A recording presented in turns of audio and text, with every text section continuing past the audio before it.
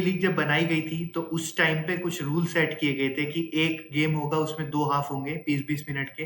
तो अभी teams last के 2 दिन से जो गेम्स हुए हैं उनको देख के मुझे लगता है कि टीम में वो रूल्स चेंज करना चाहती है, क्योंकि कुछ टीमें चाहती है कि वो एक हाफ का गेम बना दिया जाए, कुछ टीम चाहती है कि वो टाई ब्रेकर बना दिया जाए। तो वैसे ही कुछ हुआ आखिरी के 2 दिनों में। 4 गेम्स जो हुए, चारों गेम्स पे डिटेल में बात करेंगे। पहले परसों के गेम्स पे बात कर लेते हैं। परसों 2 गेम्स हुए। पहले दबंग दिल्ली खेली बंगाल वॉरियर्स के साथ। मुझे लगता है दिल्ली पे बात करने की जरूरत नहीं है। उन पे मैं एक ही चीज बोलूंगा कि कुछ चीजें जो मुझे लग रहा था कि अगर इम्प्रूव होगी तो दिल्ली की टीम एक बहुत ही अनबीटेबल टीम बन जाएगी, वो हुआ। आपके पास कवर्स की फॉर्म नहीं थी, सुरजीत फॉर्म में आ गए, आपका दूसरा कवर फॉर्म में आ गया। उसके अलावा अजिंक्य पवार, मुझे लगता है कि वो एक स्टोरी होती है कि आप बचपन में इंग्लिश का पेपर प्रिपेयर करते हैं और मैथ का पेपर निकल जाता है। बंगाल वॉरियर्स के साथ एग्जैक्टली वही हुआ। आपने आशु के लिए प्रिपेयर किया, आपने प्रिपेयर किया था फजल के लिए, वहां पे अजिंक्य पवार ने आकर अलग ही एक गेम खेला। जैसे बटर बात होता है कि आपको पकड़ ही नहीं पा रहे हैं सामने वाली टीम के डिफेंडर्स, तो वैसा करके कुछ आए थे अजिंक्य पवार। क्योंकि एक रेडर जाता है, वो सुपर रेड कर रहा है, 2 मल्टी पॉइंट रेड कर रहा है, उसको डिफेंडर्स एडवांस जाके पकड़ रहे हैं, वो पकड़ में नहीं आता है। वो जो ओरिजिनल अजिंक्य पवार जिनके लिए उनको फेमस थे, वो आज वो वैसा परफॉर्मेंस दिखा। तो मुझे लगता है कि वो जो चीजें थोड़ी थोड़ी बीच में फिट नहीं हो रही थी दिल्ली के लिए, अब वो हो गई हैं। तो दिल्ली अब बिल्कुल एक कॉम्पैक्ट टीम है। दिल्ली को मुझे लगता है कि अब कोई उतना ज्यादा सोचना नहीं पड़ेगा, बस अपने one by one game by game focus करते जाएं और मुझे लगता है वो अनबीटन ही रहेंगे काफी टाइम तक। फिर दूसरी तरफ बंगाल, कहानी वहां भी मुझे एक याद आती है कि वो कहानी होती है कि एक लकड़ी को कोई भी तोड़ सकता है, अगर 3-4 लकड़ी हो तो उसको तोड़ना थोड़ा मुश्किल होता है। वही चीज बंगाल के साथ है, लेकिन उनके साथ प्रॉब्लम ये है कि वहां लकड़ी ही नहीं है जोड़ने के लिए, उनके पास एक ही है, वो देवांग। अब उन्होंने जैसा खेला वो अपना फिर एक और सुपर 10, वो एक कंसिस्टेंट परफॉर्मिंग रेडर बन गए हैं। लेकिन उसके बाद क्या है, आपके पास कुछ नहीं है। और ये मैं पिछले 3 वीडियो से बोल रहा हूँ कि बंगाल के पास रेडर्स नहीं है। अगर बंगाल को चलना है तो डिफेंस को अच्छा करना होगा। आपके सेकंड थर्ड रेडर बिल्कुल इनकंसिस्टेंट रेडर्स हैं। आपको डिफेंस से एक्सपेक्ट करना होगा कि वो पॉइंट्स लेकर आए। तो अगर वैसा भी नहीं है तो फिर बंगाल किस एक्सपेक्टेशन या किस स्ट्रेटेजीज के साथ गेम में जा रही है, वो मुझे भी क्लियर नहीं हो रहा है। आज के गेम में अगर आप देखेंगे तो डिफेंस बिल्कुल क्लूलेस, कहीं भी एडवांस जाके टैकल कर रहे हैं। रेडर्स 2-3-4 डिफेंडर एक साथ जा रहे हैं रेडर को पकड़ने, वो भी जब रेडर ऑलमोस्ट बॉक लाइन से आगे खेल रहा है। तो वो सब चीजें अगर आप करेंगे और आप ऑलरेडी फॉर्म में नहीं है तो फिर उस सिचुएशन से फिर आपको पॉइंट्स नहीं मिलेंगे। तो वैसी चीजों को मुझे लगता है थोड़ा देखना होगा। बंगाल बहुत प्रॉब्लम्स में है अब, क्योंकि सीजन का स्टार्ट अच्छा किया था, फिर अप डाउन हो गया और अब बिल्कुल डाउन हो गया है। तो अगर वो चीज वो ठीक करेंगे नहीं तो उनकी टीम आगे स्ट्रगल करेगी और बाकी टीमें उसका फायदा उठा सकती हैं। फिर दूसरा गेम गुजरात टाइटन और जयपुर पिंक पैंथर। जयपुर में मैंने बात की थी कि वो लास्ट गेम में थोड़ा सा वो जो एक प्रेशर बना और थोड़ा इनएक्सपीरियंस रेडिंग डिपार्टमेंट था उसकी वजह से हारे। आज अपने कैप्टन के बिना खेले, नितिन रावल आज नहीं थे, लेकिन it's like loss for one opportunity for other, वो वाली बात है। तो वहां पे नितिन रावल नहीं थे तो नितिन रेडर ने वो काम किया। जयपुर को पूरे टाइम गेम में बना के रखा और उन्होंने ये जरूर दिखा दिया कि उनके पास टैलेंट है। अगर वो पोटेंशियल को मीट करवाते हैं, कोच उनको टाइम देते हैं, उनको एक रन देते हैं गेम्स का, तो मुझे लगता है कि वो अच्छा परफॉर्म कर सकते हैं और वो रेडिंग प्रॉब्लम सॉल्व कर सकते हैं जयपुर के लिए। तो अगर उनको थोड़ा सा टाइम देंगे तो वो एक मेन रेडर की तरह खेल सकते हैं। वहीं अगर आपका डिफेंस बिना कैप्टन के अच्छा खेले, आपको गेम में बनाए रखे, तो आपके लिए एक कॉन्फिडेंस बूस्ट है। तो जयपुर मुझे लगता है वहां थोड़ा सा कॉन्फिडेंस उनको मिलेगा कि उनका डिफेंस अब थोड़ा सा फॉर्म में आ रहा है, डिफेंस थोड़ा सा अच्छा खेल रहा है। बाकी अब नितिन आ जाएंगे अगले गेम में तो और ज्यादा स्टेबल टीम दिखेगी। तो मुझे लगता है जयपुर राइट ट्रैक पे है। वहीं दूसरी तरफ गुजरात, उनकी वही स्टोरी है। अगर एक दिन रेडर चलेंगे तो आज डिफेंडर नहीं चलेंगे, जिस दिन डिफेंडर चल गए उस दिन रेडर नहीं चलेंगे। आज दोनों ही नहीं चले। राकेश एक अच्छा गेम उनका, सुपर 10 लगाया, लेकिन उसके बाद फिर वही कल पुनेरी पल्टन के साथ पिन कोड बना हुआ था, एक एक सिंगल सिंगल डिजिट पॉइंट्स, वैसा ही आज बाकी प्लेयर्स जो थे वो सिंगल डिजिट पॉइंट्स में थे। डिफेंस मुझे लगता है कि वो कॉन्फिडेंस लेकर भी नहीं उतना अच्छा परफॉर्म कर रहा है, तो वो क्यों नहीं कर रहा है वो रीजन आइडेंटिफाई करना बहुत जरूरी है। अदरवाइज अगर आपकी टीम के पास डिफेंडर अच्छे हैं, आपके पास वो पोटेंशियल प्लेयर्स हैं लेकिन उनसे वो गेम नहीं निकल पा रहा है, तो वहां पे मुझे लगता है कि कोचिंग वाइज थोड़ा इशू है। क्योंकि अगर आप कोचिंग इंप्रूव करेंगे तो मुझे लगता है कि आप प्लेयर से बेस्ट ले सकते हैं। उनको किस तरीके से उनको किस तरीके से स्ट्रेटेजी बनानी है आगे वाले गेम्स में, वो मुझे लगता है थोड़ा सा आप ध्यान से देखना होगा। अदरवाइज वो भी बाकी टीमों के साथ, जैसे बंगाल वॉरियर्स स्ट्रगल कर रही है या यूपी स्ट्रगल कर रही है, तो वो भी स्ट्रगल करते ही रहेंगे और उनके लिए भी सीजन थोड़ा डीरेल हो जाएगा यहाँ से। गेम हुए उसमें पहले यूमुम्बा खेली तेलुगु टाइटन से। पहले यूमुम्बा पे बात करता हूँ। अब क्या कर रहे हैं वो सिर्फ प्लेयर्स के माइंड में दिख रहा है या कोच के जो पेपर है उसके ऊपर दिख रहा है, बट मैट के ऊपर नहीं दिख रहा है। क्योंकि यूमुम्बा, आपने अगर सामने रेडिंग में भरत है आपके पास तेलुगु टाइटन के पास, और विजय मलिक है, जो दोनों ऐसे रेडर हैं जो मे बी उतने पोटेंशियल वाइज अंदर जाकर पॉइंट्स ना लेते हो, लेकिन वो जानते हैं कि डिफेंस को बाहर कैसे खींचना है, उनसे कैसे गलतियां करवानी है। भरत एक ऐसे रेडर जो इतनी लंबी हाइट के रेडर है, उनकी बिल्ट अच्छी है, आप उनको एडवांस जाके टैकल करेंगे और आप एक्सपेक्ट करते हैं कि आप उनसे पॉइंट लेंगे, तो वो फिर इमेजिनरी बातें हैं।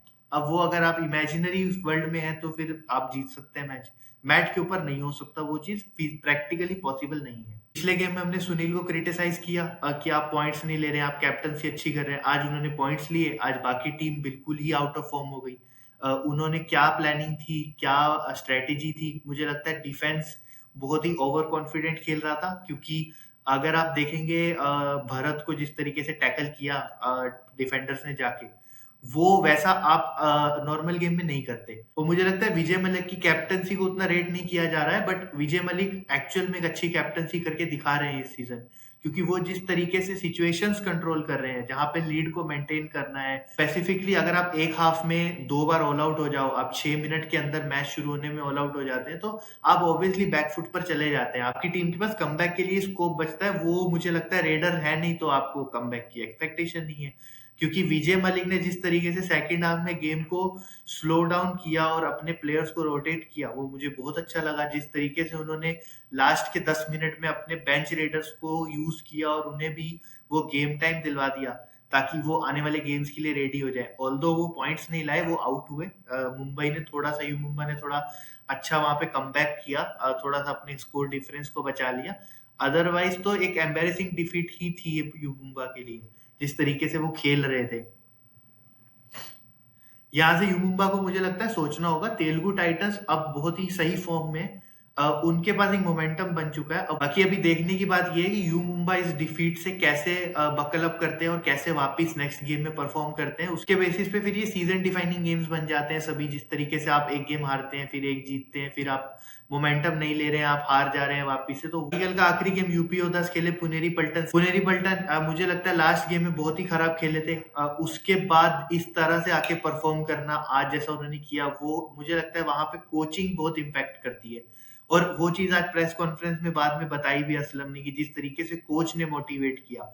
और यही रीजन होता है जब आपके पास एक्सपीरियंस प्लेयर्स होते हैं जो गेम को जानते हैं, जो ऑलरेडी गेम से निकल के आते हैं, वो जब कोचिंग में जाते हैं तो उन्हें पता होता है कि किस तरीके से इस तरह की डिफीट से टीम को वापस बकल अप करना है। वो चीज दिखाई कोच ने पुनेरी पल्टन के, और आज वो परफॉर्मेंस में भी दिखी। जिस तरीके से आज पंकज मोहिते परफॉर्म किए, जिस तरीके से आज आदित्य शिंदे परफॉर्म किए, उनके गेम को देख के मुझे लगा कि आज वाकई रेडर्स फॉर्म में। असलम ऑल्दो आज उनका अगेन बहुत ही बेकार गेम, आज कोई पॉइंट ही नहीं लिया। बट आज कैप्टन वाइज उतना ज्यादा गलतियां नहीं की उन्होंने। एज अ कैप्टन आज उन्होंने गलतियां नहीं की, जिसकी वजह से टीम उस चीज को कैरी ऑन कर सकी और पॉइंट्स ला सकी। तो वो चीज अच्छी। यूपी योद्धास, अब मुझे बार बार बोलते हुए बड़ा अजीब लगता है, और मैं कोई रेडर्स के खिलाफ नहीं हूँ इस चीज में कि रेडर्स की ही खिलाफत करनी है, बट आज भी अगर आप देखेंगे तो आपके रेडर्स बोनस पे खेले हैं। और ये मैंने पिछले मैच में बोला था यूपी के, कि रेडर्स बोनस पे खेले हैं, आज भी बोनस पे खेले हैं। तो अगर आपके रेडर्स बोनस पे खेल रहे हैं तो फिर आप किस प्लान पे है, क्या प्लान है, क्या है आपका, वो कोई भी चीज समझ नहीं आ रही है। आपका डिफेंस शुरू के 2 गेम में अच्छा खेला। पहला 2 गेम आप सुमित की वो इंडिविजुअल गेम पे जीते, फिर आपने एक गेम में डिफेंसिव, कलेक्टिव डिफेंसिव परफॉर्मेंस दिया। उसके बाद अब डिफेंस थोड़ा सा आउट ऑफ फॉर्म, या कह सकते हैं कि लो हिट कर रहा है। उस सिचुएशन में आप एक्सपेक्ट करते हैं कि आपके रेडर्स आपको पॉइंट लाके दें, आपके रेडर्स आपको मैच जितवाएं। लेकिन आपके रेडर्स बोनस लाकर आपको मैच जितवाना चाहते हैं और ये चीज शायद मुझे लगता है कि अब यूपी योद्धास के डाउनफॉल की तरफ जा रही है लेकर उनको, क्योंकि आपके रेडर्स टच पॉइंट नहीं लाना चाहते, ला नहीं रहे हैं, आपने रेडिंग ऑप्शंस नहीं रखे हुए, अब सुरेंद्र इंजर्ड है, आपके पास रेडिंग ऑप्शन नहीं है, तो अगर वैसी सिचुएशंस में तो फिर अब क्या होगा। तो यूपी के लिए मुझे लगता है कि दिक्कतें अब काफी ज्यादा हैं, उनको थोड़ा सा सीरियस होना पड़ेगा, थोड़ा सा कुछ सॉल्यूशंस लाने होंगे जैसे बाकी टीमें कर रही हैं कि अपने बेंच को ट्राई करें, अपने बेंच से टेस्ट करें प्लेयर्स को। अगर वैसा नहीं करेंगे, आप इसी पैटर्न्स पे चलते रहेंगे, तो आप जो टॉप 4 से हैं आप धीरे धीरे टॉप 8, बॉटम 4 तक आ जाएंगे और फिर आप प्लेऑफ्स में ये देखेंगे कि वो हार जाए तो मैं जीत जाऊं और मेरे कॉम्बिनेशन में मैं प्लेऑफ क्वालिफाई करूं। Otherwise direct qualification is tough. दूसरी तरफ पुनेरी पल्टन, उनकी मैंने बात करी कि कोच ने मोटिवेट किया, आज रेडर्स फॉर्म में दिखे, एटलीस्ट पंकज और आदित्य फॉर्म में दिखे, आज डिफेंस काफी अच्छा दिख रहा था, काफी ज्यादा कॉन्फिडेंस में खेल रहे थे और वही रीजन था कि सभी प्लेयर पॉइंट्स भी ला रहे थे। तो वो चीज थोड़ा सा बीच में एक गेम में थोड़ा मोमेंटम डाउन हुए थे, एक वो गुजरात से थोड़ा सा बड़ा मार्जिन से हारे थे।